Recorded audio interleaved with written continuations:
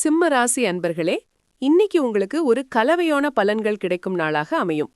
சந்திரன் உங்க ராசியிலிருந்து 3ஆம் வீட்டில் சஞ்சரிக்கிறார். இதனால உங்க தைரியமும் தன்னம்பிக்கையும் அதிகரிக்கும். எந்த ஒரு செயலையும் துணிச்சலுடன் அணுகுவீங்க. தகவல் தொடர்பும் சிறப்பாக இருக்கும்.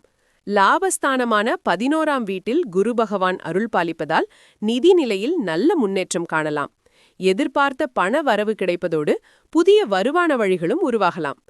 10ஆம் வீட்டில் சுக்கிரன் இருக்கிறதுனால தொழில் மற்றும் உத்தியோகத்துல சிறப்பான பெயர் கிடைக்கும்.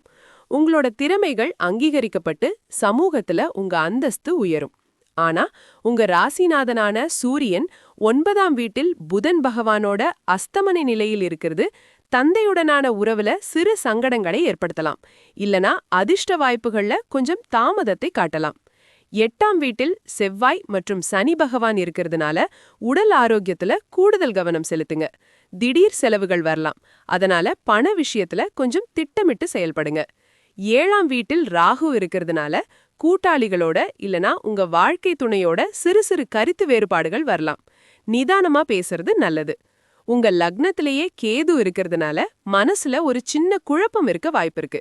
இன்னைக்கு சனிக்கிழமை என்பதால் சனியோட தாக்கம் கொஞ்சம் அதிகமா இருக்கும். காலை 8:56 10:31 AM வரை ராகு காலம் இருக்கு. இந்த நேரத்துல முக்கியமான முடிவுகளை எடுக்கிறதையோ புதுசா எந்த ஒரு முயற்சியையும் ஆரம்பிக்கிறதையோ தவிர்த்திடுங்க. மொத்தத்துல நல்ல விஷயங்கள் நடந்தாலும் சில சவால்களையும் சந்திக்க வேண்டி வரும். இன்னைக்கு உங்களுக்கான நாள் 3 மதிப்பெண் பெறுது. இந்த சவால்களை சமாளிக்க நீங்க சனிக்கிழமை தோறும் சனீஸ்வரருக்கு நல்லெண்ணெய் தீபம் ஏத்தி வழிபடலாம். அப்புறம் காகத்துக்கு எள் கலந்த சாதம் வைக்கலாம். ஓம் சம் சனைச்சராய நமஹங்கிற மந்திரத்தை உச்சரிப்பது ரொம்ப நல்லது. நாளைய தின ராசி பலனுடன் மீண்டும் சந்திப்போம். வாழ்த்துக்கள்.